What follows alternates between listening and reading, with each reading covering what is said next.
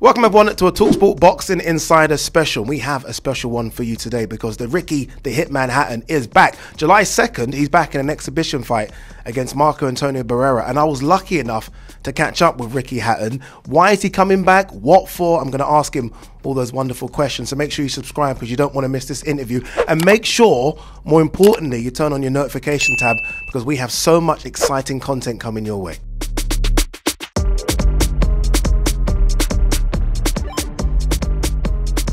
The Hitman's back. We're in Camden, northwest London, for the announcement that Ricky Hatton will return back to the ring in an exhibition bout against Marco Antonio Barrera.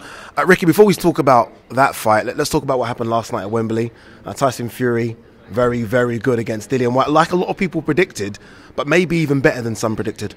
Yeah, it was, without sounding too disrespectful, to Dillian, when you think at Tyson, the height and the reach and the movement and the mobility he's got, which is what he's good at, it's so hard to close the distance in on Tyson. And, Dillian's forte is his punching power, probably not his speed of movement, and I think that's what probably made it difficult for him last night. But, you can't blame Dillian. He deserved his shot, and you've got to give all the praise to Tyson. And it was one of them monumental nights when it's St George's Day, Wembley Stadium, one of the biggest heavyweight fights in British history. And I think if you are a fight fan, you'd be proud, as I am, be proud to say I was actually there on that day. You'd be able to say that in years to come. Yeah. He talked about retirement after, understandably so. He's ticked all the boxes. He read out all the accolades in his post-fight press conference. He's won every single belt. There is that carrot being dangled, the undisputed AJ Usyk winner. Do you think he comes out of retirement for that?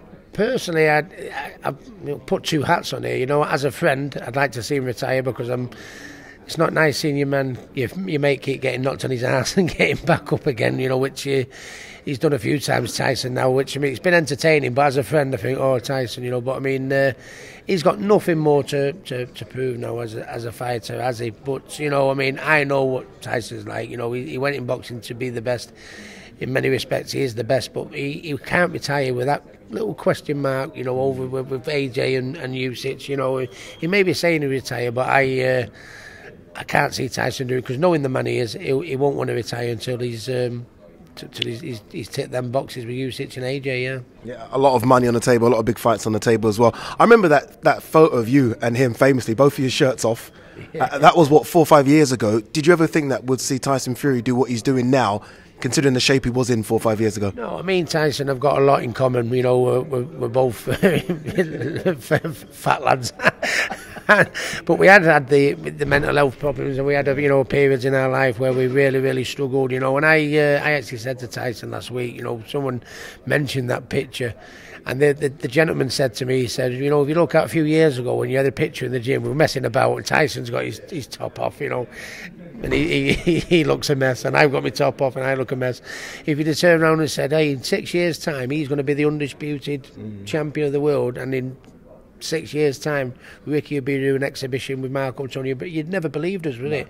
And that's, me and Tyson are both ambassadors for mental health, and if there's one people come to this show and say, look at these two where they were a few years ago, Tyson and Ricky, and look at them now, then then it's been worthwhile for me. Certainly has been worthwhile. Let's talk about it. Marco Antonio Barrera, you're coming back to the ring. We haven't seen you since 2012 when you came back against Sanchez. Why now? What's the pull? It's been a tough time. It takes you along when you've had the struggles that I had to get right back on track. And when I made my comeback against Sanchez, I was in a good place. Yeah. I really was in a good place, but I'm in an even better place now. The one thing that was missing from my life, even when I boxed Sanchez, was I hadn't made up with my mum and dad. And as much as I was in a good place, when I was fighting Sanchez, I started off well, and then when the fights, a few rounds started slipping away from me, I kept looking at ringside where my mum and dad used to sit, and they weren't there, and it affected me in the fight. I've always been 100 mile an hour, but I think I went into turbo drive that night, and it was. But now I'm in such a better place. I'm a granddad now. Campbell's gone professional. I've made up with my mum and dad. I've made up with Billy Graham. I'm in an even better place I did when I made me comeback. But like I said after that fight, the best days are behind me. I understand that. But even though I'm retired, we're not dead. We still got to keep setting ourselves goals, something. And I think at the end of the day, I think because of how bad it went a few years ago, to put the show on that we're going to put on, it can't be anything more than positive and be inspirational for people. I'd like to think, yeah. Yeah, as Diego Sanchez comes to your left, obviously former UFC fighter as well. Dan Hardy's going to be here as well. It's going to be a really good show that everyone's looking forward to. It is. It's brilliant, to be honest. I think we're ticking every box. You know, there's a bit of something for everyone. We're going to have live music, some. We've got, you know, the people that are going to be here today that have, you know, been at the top of their game in their profession. It's a brilliant, and you know, to come out. I think I speak for everyone on the table or everyone who's listening. I mean, we've lost someone friends in the COVID. I've lost family from mental health during the COVID. And they turned around and said, now we're coming out of COVID, Ricky, you know, how would you like to put a smile on the fans' faces by having one last move about, you know, and so it was an easy decision to say yes to, and to do it against my friend and, you know, legend in Marco Antonio Barrera, you know what I mean, I can't see anything more than when people say, why are you doing it? Well, have a move about with Marco Antonio Barrera. What do you mean, why am I doing it? You know what I mean? Raise awareness for mental health, you know, I nearly killed myself a few years ago. Look at me now, and that's what I want to bang the drum and tell people, if you like, yeah. Is it one last move about? One? I'm not looking that far ahead, to be honest with you. If it is a success, which I think it is going to be a success. It's going to be exciting. It's going to be entertaining. It's going to be a massive success. If the phone call went, you know, with someone else with you know, the right people like Europa Events that can put a professional job on like they're going to do with the right person, I'll look at it again. It just depends how successful it is. And to be honest, if you said where you're going to put your last pound, would it be successful? I'll put it on it all day. Yeah, it's not even an argument for me. I just can't wait. Of course it'll be successful. It's you, Ricky. Final one. Is Campbell Hatton fighting maybe giving a bit of fire back to you as well? Seeing him in the gym doing well in the ring as well? No, to be honest with you, watching Campbell fight put me off boxing a little bit. To be honest with you, I've never been so nervous than watch me son fight. It's absolutely horrible. But you know, Campbell's gone professional, and I train professional boxers. I've got, you know, some young professional boxing prospects coming up, and I'd like to think, you know, it's done good for my well-being.